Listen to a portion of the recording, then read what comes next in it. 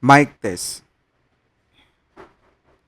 So, welcome sa ating passboard series, mga master. Sa videos na to ay pag-uusapan natin yung iba't ibang passboard questions. Okay? So, for our video, ang sasagutan natin ngayon is yung May 2019 HGE na passboard. Okay? So, simulan natin. Number 1. A bucket with water, 0.4 meter deep. No? So, meron daw tayong bucket. No? Meron tayong timba. Yung timba, meron siyang lamang tubig, 0.4 meter deep. No? So, yung height ng tubig sa loob ng timba or bucket is 0.4 meter. Okay? Is carried inside an elevator that accelerates 3 meter per second squared. Evaluate the pressure in kilopascal exerted by the water at the base of the bucket if the elevator is traveling downward. Okay? So, anong topic itong question na to, no? Anong topic?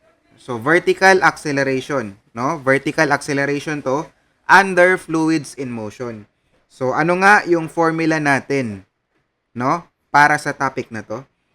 So, yung formula natin mga master, that is pressure, no? Is equal to specific weight times height times the quantity of one positive negative acceleration over gravity, no? So itong topic na to, naturo natin to sa ating review, no? Sa ating hydraulic set number 4. Okay? So formula based lang yung tanong na to, no? Kailangan lang is alam natin kung paano gamitin yung formula at saka kung ano yung iba't ibang parameters. Okay? So, sa ating problem, yung height daw ng tubig is 0.4 meter deep, no? Ibig sabihin, yung 0.4 meter, yan yung height, no? Yan yung letter H sa ating formula. So, isulat natin mga master. So, ang H natin, 0.4 meter. Next, is carried inside an elevator that accelerates 3 meter per second squared, no? So, binigyan tayo ng acceleration, no? And itong acceleration is bumibilis, 'di ba? Ang sabi kasi acceleration, ibig sabihin niyan bumibilis, no? Therefore, yung ating acceleration positive ito. Okay? So positive 3 meter per second squared. Okay? So just in case na bumabagal or deceleration yung meron tayo, bali magiging negative 'yun. Okay? Again, kapag deceleration, magiging negative yung ating acceleration. Okay? So, kaya merong positive negative yung acceleration natin dito is nakadepende kasi yan sa problem. Again, pag acceleration, positive yan. Kapag deceleration, negative. Okay? Next, evaluate the pressure, no? So, ang hinahanap sa problem, pressure, no? So, yan yung hinahanap sa problem. Next, exerted by the water at the base of the bucket if the elevator is traveling downward, no? So, yung elevator daw natin, pababa. Kapag pababa, ano ang sign convention nito? Positive or negative? So, since pababa mga master, since downward, negative, no? Negative ang ating sign convention dito. Okay? So, negative yan. Saan ang in-negative sa formula? So, nandito mga master. Di ba may positive, negative dyan? Bali, since downward tayo, yung negative ang gagamitin natin. Okay? So, since nakuha na natin yung iba't ibang parameters, pwede na tayong mag-direct substitution. Okay? So, gamitin lang natin yung formula na to. So, pressure is equal to specific weight. Anong specific weight ang gagamitin? No? So, ang binigay sa problem, water. No, water. So, ano ang SG ng water? So, 1.0, di ba? Bali, ang gagamitin natin na specific weight ng fluid is equal lang yan sa specific weight ng water. 'Di ba? Kasi sabi natin, sa ating Hydraulics 1 mga master, no, kapag nag-enroll kayo sa ating review center, sabi natin, yung ating gamma ng fluid or specific weight ng fluid equal to sa specific weight ng water times yung SG or specific gravity ng fluid. Pero since ang ating fluid ay water lang, yung SG ng fluid equal lang to sa 1.0. 'Di ba? Bali, since equal to sa 1.0, yung specific weight, kapag i-times mo ng 1.0, ang lalabas pa rin is itong specific weight ng water. Okay? Kaya bali, ang shortcut dyan, kapag water yung ginamit, ang gagamitin na specific weight ng fluid is diretsyong yung specific weight ng water. Okay? So, bali, magpatuloy tayo mga master. No? I-explain lang natin yung shortcut.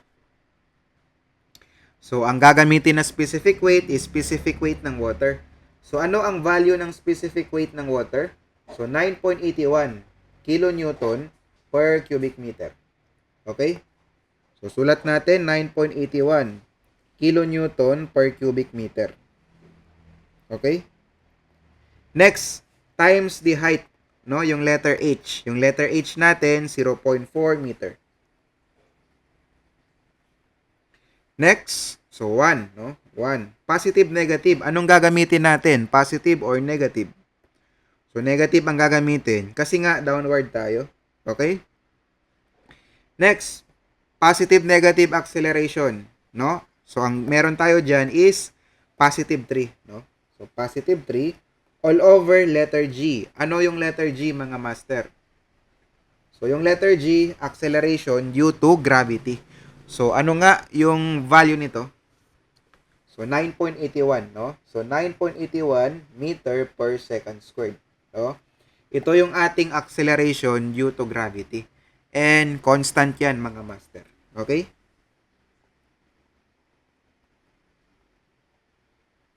So, ganito pala mga master. Itong 3, anong units nito? Meter per second squared, di ba? So, isulat lang natin, meter per second squared. Yung nasa baba, yung 9.81, ano ang units niya? So, meter per second squared din, di ba? So, bali, magka-cancel to. Wait lang. Cancel yung units na to, cancel din to. Okay? Next. Meron kang meter sa numerator, then meron kang cubic meter sa denominator. Bali, magka-cancel ito, di ba? Then, itong 3, mababawasan ng isa dahil dito. So, 3 minus 1, ilan ang natira? 2, no? Ayan. So, pakisolve nga mga master, unahin nyo yung numerical values. Okay, pakisolve. Ilan ang lalabas na sagot? So, solve natin mga master. So, ang sagot mga master, 2.724. Okay? And ang resulting units ay kilonewton per square meter. No? So, saan equivalent itong kilonewton per square meter? So, equivalent yan sa kilopascal. Okay? Again, yung kilonewton per square meter, equivalent yan sa kilopascal. Okay? Sabi kasi sa problem, dapat yung final answer natin is in kilopascal. Okay? So, ito ang ating sagot, mga master. Okay?